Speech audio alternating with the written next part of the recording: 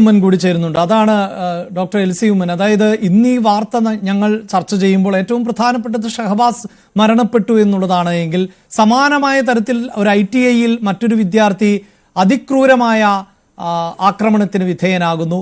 മറ്റൊരു പെൺകുട്ടി, അത് കൗൺസിലിംഗിൽ ആണ് ആ വിവരങ്ങൾ പുറത്തു വന്നത്. 10ാം ക്ലാസ്സുകാരൻ ആണ്.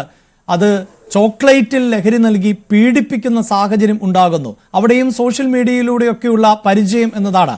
ഈ സർക്കാർ മോണിറ്ററിംഗ് സംവിധാനങ്ങൾക്കും ഒരു പരിധിയുണ്ട്.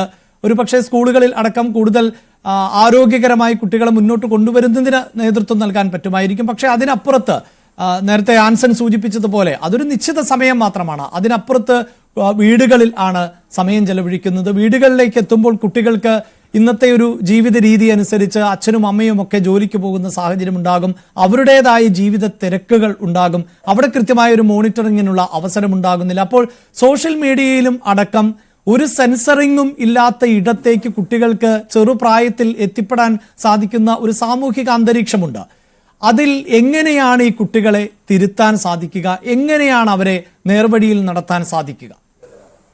നോക്കൂ, ഇപ്പോ ഈ കുറെ നമ്മൾ എൻലിസ്റ്റ് ചെയ്തു. എനിക്ക് തോന്നുന്നു ജനുവരി 1 മുതൽ തന്നെ ഇങ്ങോട്ട് നോക്കുകയാണെന്നുണ്ടെങ്കിൽ മിക്കവാറും എല്ലാ ദിവസവും തന്നെ യുവാക്കളുടെ അല്ലെങ്കിൽ ഒരു 25 വയസ്സിന് താഴെയുള്ളവരുടെ അക്രമവും കൊലപാതകവുമാണ് നമ്മൾ എല്ലാ ദിവസവും തന്നെ ചർച്ച ചെയ്തുകൊണ്ടിരുന്നത്. കഴിഞ്ഞ ഒരു 20-30 വർഷമായിട്ട് പേരന്റിങ്ങിൽ ഒരുപാട് വ്യതിയാനങ്ങൾ വന്നിട്ടുണ്ട്. ഞാനൊരു നിസ്സാര കാര്യം മാത്രം ചോദിക്കാം. അഭിലാഷിന് തോന്നുന്നുണ്ടോ ഇവർ ഒരു സുപ്രഭാതത്തിൽ ഇപ്പോൾ ഇന്നൊരു കൊല നടന്ന സമയത്ത് മാത്രം അവർ മോശം ഒരു പ്രകൃതം അല്ലെങ്കിൽ മോശം ഒരു സ്വഭാവം കാണിച്ചു എന്ന്? ഒരിക്കലുമല്ല. ഇവരെല്ലാവരും തന്നെ വർഷങ്ങളായിട്ട് ഒരുപക്ഷെ ചെറിയ കുഞ്ഞുനാൾ മുതൽ തന്നെ അല്ലെങ്കിൽ കുറഞ്ഞ പക്ഷം കൗമാരപ്രായം എത്തിയപ്പോൾ മുതൽ ചില പെരുമാറ്റ വൈകല്യങ്ങൾ കാണിച്ചിട്ടുണ്ടായിരിക്കണം. അപ്പൊ എന്തുകൊണ്ട് അന്നത് പിക്ക് ചെയ്തില്ല? ഇതാരാണ് പിക്ക് ചെയ്യേണ്ടത്? പരമപ്രധാനമായിട്ട് പേരൻസിന്റെ ഒരു റോള് വളരെയധികം ഉണ്ട്.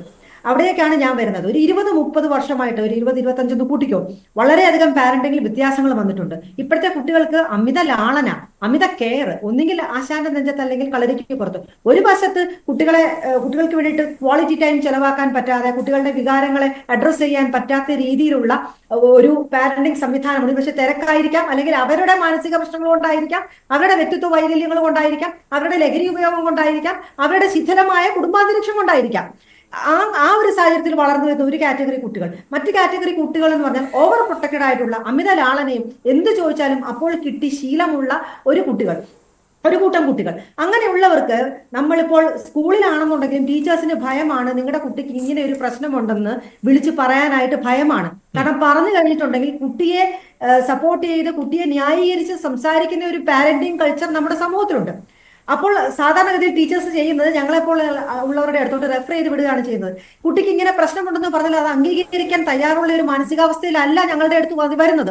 അപ്പോഴും ചെയ്യേണ്ട സമയത്ത് ചികിത്സ കൊടുക്കേണ്ടതോ ഇന്റർവെൻഷൻ കൊടുക്കേണ്ട സമയത്ത് കൊടുക്കാതിരുന്ന് ഇതിങ്ങനെ പോയി കഴിയുമ്പോൾ ഇത്തരം പെരുമാറ്റങ്ങളും ഇത്തരം സ്വഭാവ ദൂഷ്യങ്ങളും പിന്നീട് അതൊരു ഒരു വ്യക്തിത്വ വൈകല്യമായി പരിണമിച്ച് അക്രമ സ്വഭാവത്തിലേക്കും ലഹരി ഉപയോഗത്തിലേക്കും ഒക്കെയും പെടും.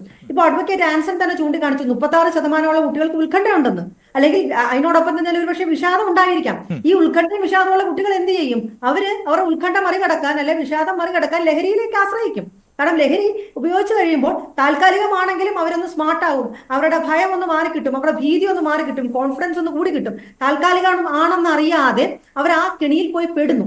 അപ്പോൾ ഇത് അഡ്രസ് ചെയ്യേണ്ട സമയത്ത് അഡ്രസ് ചെയ്യുകയാണ് ഏറ്റവും പരമപ്രധാനം. ഇത്തരം സ്വഭാവ വൈകൃതങ്ങൾ കാണുമ്പോൾ അപ്പോൾ തന്നെ അത് എന്നെ സന്തോഷിപ്പിച്ച ഒരു കാര്യം, ഈ ചർച്ചകളുടെയൊക്കെ പരിണാമ ഫലമായിട്ട് കഴിഞ്ഞ 2 ദിവസങ്ങളായിട്ട് പേരൻസിന്റെ അടുത്ത് വന്ന് കുട്ടികൾക്ക് ഇങ്ങനെ പ്രശ്നമുണ്ടോ എന്ന് സംശയം, ഇങ്ങനത്തെ ന്യൂസ് കേൾക്കുമ്പോൾ ഞങ്ങൾക്ക് ഭയം ഉണ്ടാകുന്നു, ഒരു 10 വർഷം കഴിയുമ്പോൾ ഞങ്ങൾക്ക് ഈ അനുഭവം വരരുത് എന്ന് പറഞ്ഞു വന്ന പേരൻസും ഉണ്ട്.